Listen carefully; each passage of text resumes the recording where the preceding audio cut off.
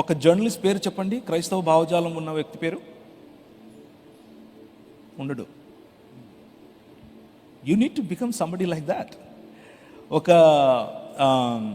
ఒక top business man పేరు చెప్పండి, క్రైస్తవుడిది.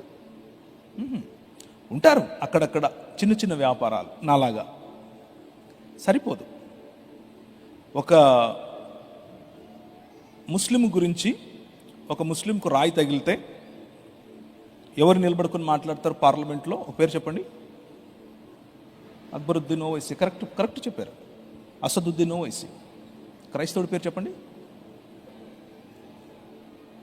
ఉండడు. It's a shame on a community like this. A community that forgets its history will not remain in history. ఏ సమాజం అయితే వారి చరిత్రను మర్చిపోతుందో వాళ్ళు చరిత్రలో లేకుండా పోతారు. ఒకసారి వెనక్కి తిరిగి చూడండి. అంబేద్కర్ గారిని నిలబెట్టింది ఈ సమాజం, రైట్? భారతదేశానికి ఐఏఎస్ అనే వ్యవస్థను పరిచయం చేసింది ఈ సమాజం, రైట్? భారతదేశానికి ఐపీఎస్ అనే వ్యవస్థ పరిచయం చేసింది ఈ సమాజం, రైట్? భారతదేశానికి వైద్యం పరిచయం చేసింది ఈ సమాజం, అవునా కాదా? భారతదేశానికి విద్య పరిచయం చేసింది ఈ సమాజం, అవునా కాదా? స్త్రీలకు బట్టలు వేసుకోవాలి అని చెప్పింది ఈ సమాజం, అవునా కాదా? మీ ఇష్టం వచ్చిన రంగం తీసుకోండి, అన్ని రంగాల్లోనూ ఈ రాజ్యమును స్థాపించి విస్తరింపచేసే పని సమాజం చేసింది, క్రైస్తవ సమాజం. ఈరోజు భక్తి భజన చేస్తున్నారు. చిరునవ్వుతోనే చెప్తున్నారు, భక్తి భజన. ఆ భజనకు భక్తికి దేవుడు పడతాడు అని అనుకుంటే మీ కర్మ. That's not.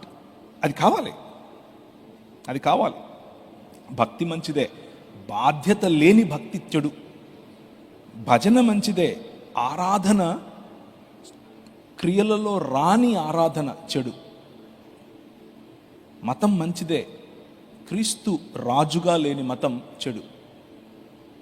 ఈ మూడు, బాధ్యత లేని భక్తి, మతతత్వం, దీన్ని వదిలేసి ఎక్కడికో వెళ్ళాలి అన్న ఆత్రంలో నీ సమాజాన్ని మర్చిపోవటం.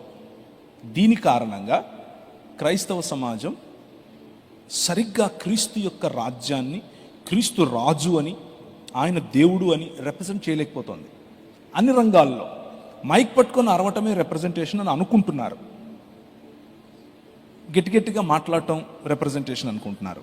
కొట్లాడటం నో, అవి కాదు మన క్రియలు. New creation. మనం ఒక నూతన సృష్టి. మనం నూతన సృష్టి అనే ప్రాజెక్ట్స్ తలపెట్టాలి. ఆ ప్రాజెక్ట్స్ ద్వారా క్రీస్తు రాజ్యాన్ని పరిచయం